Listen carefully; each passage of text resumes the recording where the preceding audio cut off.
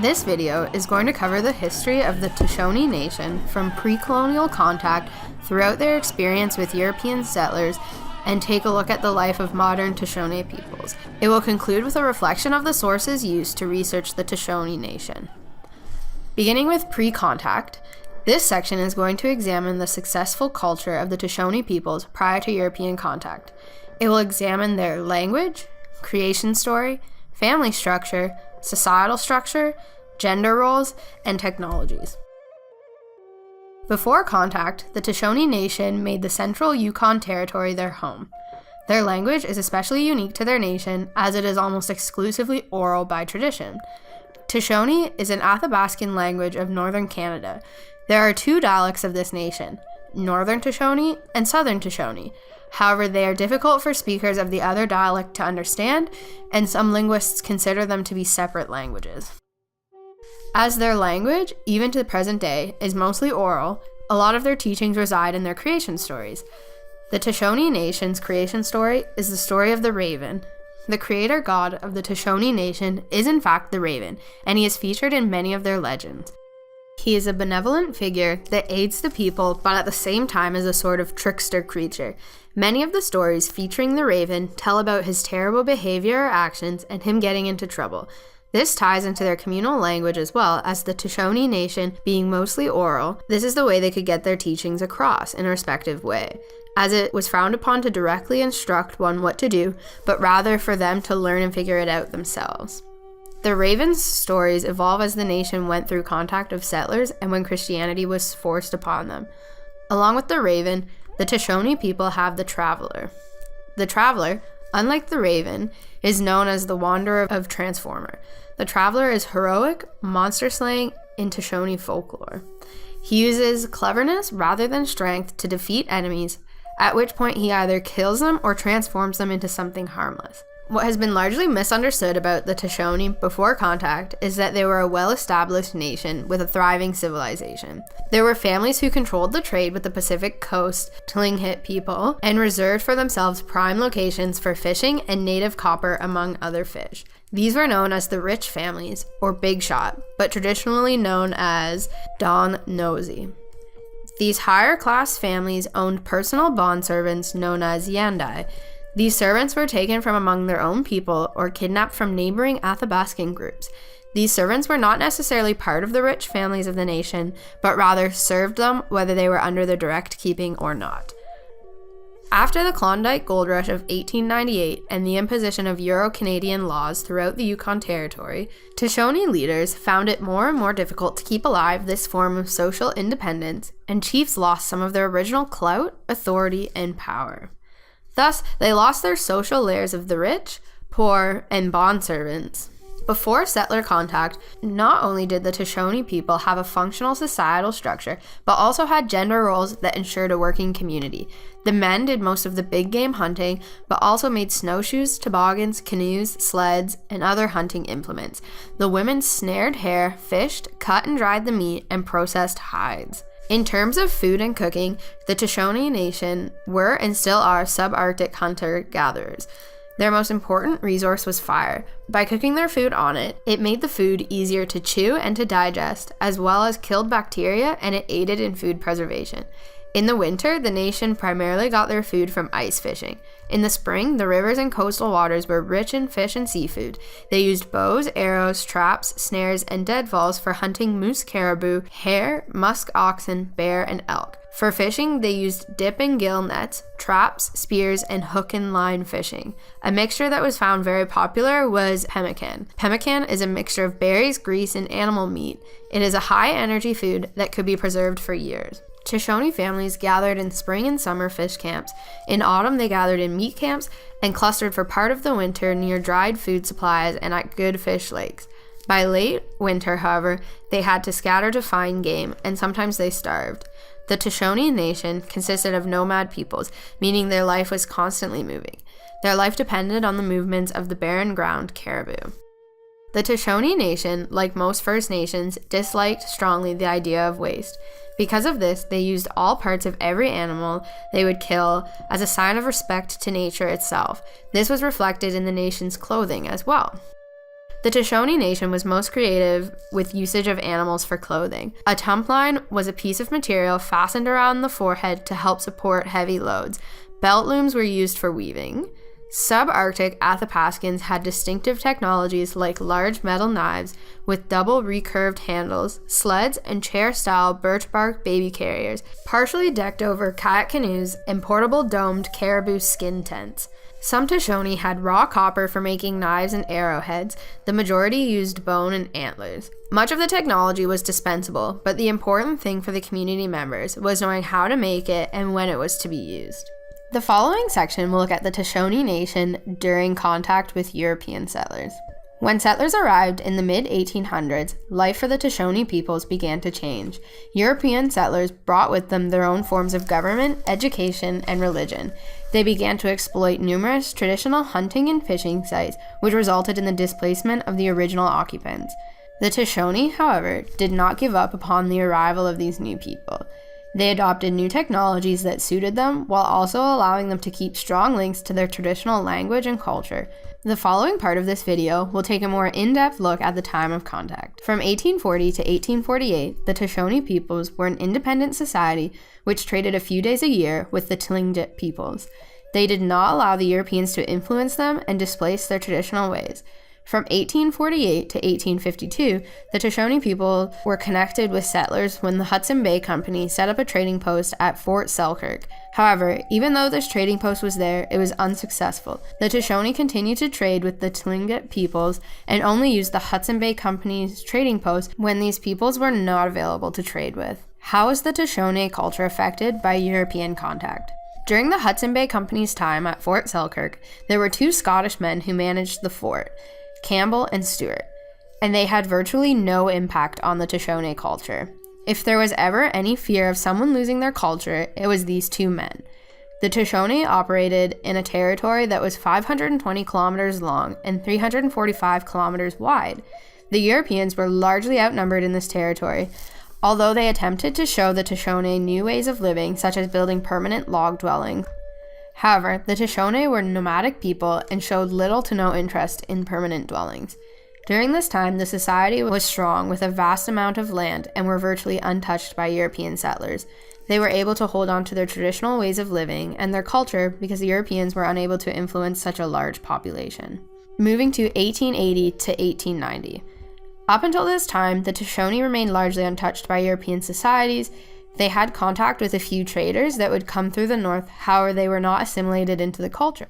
By the mid-1880s, however, there were a series of gold discoveries, which brought the Klondike Gold Rush and several hundreds of settler miners to the Yukon. Prior to the gold rush, the Tuchone were one solid nation. However, with the large influx of settlers and an inability to influence this society because it was too big, the Tuchone were separated into what are now 14 regional groups. Along with the disruption of their traditional territory being cut up into smaller areas, the members of these new groups were often dispersed, and it would take several days to walk from one camp to another. This is the most significant impact on the nation because it introduced the settlers' tactic of divide and conquer. Europeans were unsuccessful in infiltrating the Tuchone Nation and assimilating them into European culture because they were largely outnumbered and the Tuchone were strong nomadic peoples. In order to influence their traditional culture, they needed to separate them and adopt the divide and conquer strategy. This strategy involved dividing the large nation up into smaller communities so that it became easier to control them under European laws. If you take a look at the image on the left, it represents a map drawn by a Tlingit chief in 1869 showing the Tuchone territory. The dotted lines represent the main routes taken for travel. The image on the right, however, is the current layout of the Tuchone Nation. There are clear divided lines that were put in place by Europeans when they divided the territory up in order to gain control over the nation as a whole. By dividing and conquering, the European settlers were able to devoid the Tuchone Nation of their traditional ways of living, placing them into small communities farther apart. This then made it easier for colonial governments to assimilate these peoples and transition them to new governance structures framed with a European lens. Thus, the Tuchone, post-colonialism, were left with numerous smaller communities rather than their large traditional territory. The next section will look at the residential schools.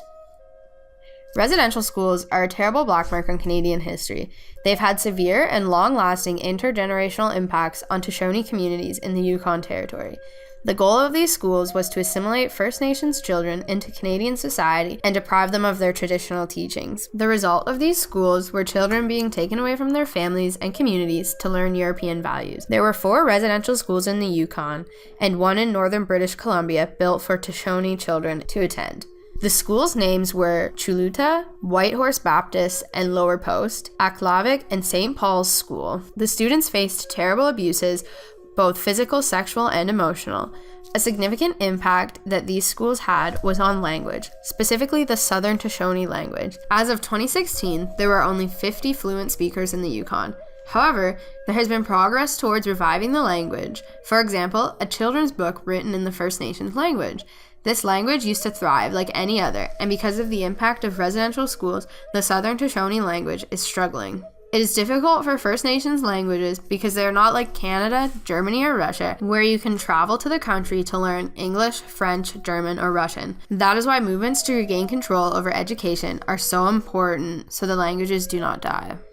The next section will look at the Tuchone Nation post-colonialism. Prior to colonialism, the Tuchone Nation covered large tracts of land with hundreds of members. However, due to the devastating effects of the gold rush and a colonial government wanting control over these peoples, they were split into smaller communities. These smaller communities, while faced with challenges, are now at the forefront of self-government in Canada. Currently, 13 of the 14 communities have recognized modern self-government agreements. There is an umbrella final agreement for the First Nations in the Yukon to fall under, and then they are able to modify it to fit their specific community needs. What does the umbrella final agreement cover? The Umbrella Final Agreement was reached in 1988 and finalized in 1990. It is not an official legal document, but represents a political agreement between the First Nations in the Yukon and the Government of Canada, and covers issues such as land, compensation money, forest and wildlife, forest resources, and self-government. Each community does not have to individually negotiate on each area of this agreement. They decide which parts they wish to take control of and how they wish to do so. Self-government. The following nations, which appear on the screen, have negotiated self-government agreements in the Yukon. What is important to acknowledge with these self-government agreements is the fact that they are all done with the smaller communities created out of the larger Tuchone Nation that the colonial government divided. This is part of the divide and conquer tactic discussed earlier in the video. The government, although giving back some autonomy to these communities and allowing them to regain control over their people, has continued to keep them divided. They did not allow for the negotiation of one large self-government agreement, rather one large agreement in principle that the smaller communities are based under. If the government was going to take seriously its approach to giving back control of the people for First Nations in the Yukon, they would have negotiated for the whole territory and the larger Tuchone Nation to be reconnected. Because the Government of Canada continued to keep this larger nation divided following self-government agreements, it perpetuates the colonial thinking they had when they divided them and continues to keep them under their control. Culture centers. Along with self-government agreements, which give Tuchone communities back some of the control they used to have over their communities, they have a long ago people's place. This is an important place in the modern Tuchone way of life, as it has been operating for more than 20 years and provides recreational activities that link back to cultural practices this nation participated in prior to settlers interfering. Schools within the Yukon will bring their students here in order to teach them about the First Nations history, which used to be the sole occupants of the land. Along with educating settlers on the history of Tuchone peoples, more specifically Southern Tuchone culture, it allows First Nations peoples to reconnect with their culture and the land, both extremely important as many people had this opportunity taken from them during the residential school times. The following section will do a critical reflection of the sources used to gather information on the Tuchone Nation. The main difficulty with this video was finding information on influential chiefs or peoples within the Tuchone Nation prior to or during contact, because many of the sources written on these communities come from government documents. It is difficult to find information because when the Tuchone Nation was divided into smaller groups, it becomes difficult to determine who was influential before the divide. Due to the fact that the video is heavily influenced by governmental documents, it's important to note that they have the ability and the motivation to leave out the significant events that occurred during contact times because they do not want Canadians to be aware of the dark history the colonial government has with the First Nations in Canada. This motivation then makes it extremely difficult to access the very real events that took place. There is some positivity, however. The Yukon government worked along with the Tuchone elders to discuss, to the best of their memory, what events took place prior to and during contact. This source was extremely useful because it incorporated the oral histories discussed by Tuchone elders. However, another critique is that the government published the document. This, again, shows how the government has been able to control the story that is told about the Tuchone peoples, even though they have elders who are able to recount some of the events. Finding information about this nation and its now smaller communities was difficult because they were predominantly an oral language. Individuals in the Yukon have been motivated to reintroduce people back to their culture or introduce non-First Nation people to the culture. Along with the Yukon government, there has been a significant stride towards producing more documents about the Tuchone Nation and what life was like prior to settler exploration. We hope that you enjoyed learning about the Tuchone Nation and the current smaller communities that now encompass the Yukon Territory. We largely encourage you to learn more about the history of other First Nations in Canada. The following is an analysis of the project by Megan Thompson. Researching about this nation affected me on an emotional level because I was trying to understand, to the best of my ability, what it must have felt like for a group of people to be one nation and then all of a sudden a European system come in and separate you from everyone and everything you've ever known. It would have been an extremely frustrating and incredibly confusing time, and reading about the divide and the destruction of a strong, thriving society was disheartening. What this video makes me think about most is how the texts for modern Tuchone peoples all refer to the individual communities. There is no reference to the larger nation that was around prior to contact. Although they discuss the divide in some contexts, the majority of sources tend to focus on the individual communities. As well, many of the sources come from the government and are written by settlers. This reminded me of the reading done for our class called Bartholomew de las Casas, Champion of Indian Rights by Stopsky. This reading involves a settler describing what was happening to Indigenous peoples. Like the government of Canada, he is more likely to hide the more terrible events because he either does not want people to know or because he is a settler and does not see them as terrible as the Indigenous communities did. As for my personal experience, I volunteered at a lodge for Indigenous women and also began taking an Algonquin language course at the Odawa Native Friendship Center in Ottawa. I've heard from the people at these places about how important their language is. They've taught their children or their grandchildren the language, as well as some are learning and trying to reconnect with it. Learning that there were fewer than 50 people who could speak the Southern Tuchone language, I thought back to my conversations with these individuals and how important keeping the language going was for them. I hope that the communities are able to continue to teach the younger generations so that the language is not lost due to colonial imposition. The following is an analysis of the project by Kay Hack, read by Megan Thompson. While doing the research on the Tuchone Nation, there were a few things that really stood out. For starters, there is no information to be found on the Tuchone Nation without a T. This is because the nation was renamed with a T post-contact. Along with renaming the nation, they divided it into smaller communities. At the time, the settlers did this as a divide and conquer method. What astonished me is that this has not been rectified to this day. The Tuchone Nation is only known as their post-contact settler name, as well as the territories are still separated. This to me is emotionally disheartening as Canada strives to be accepting to all, and however, they have still not fully accepted the cultures that used the land before they did. An amazing thing I learned while doing the research on this nation was that before contact, the Tuchone people had a concrete civilization with a fully working socioeconomic system. This connection is crazy to learn because what is taught to Canadian citizens today is that First Nations people were disorganized and uncivilized. However, what was disheartening to learn is that their systems actually mirror those from the early European settlers' descendants.